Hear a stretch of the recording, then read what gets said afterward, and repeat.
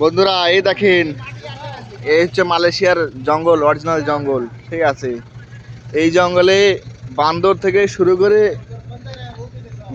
শুরু করে বাঘ, হাতি সব কিছু আছে। এই সেই জঙ্গল। এরা মানুষের সামনে বের হয় না, ঠিক আছে, বাঘ হাতি এসব, কিন্তু বানরটা মানুষের সামনে বের হয়।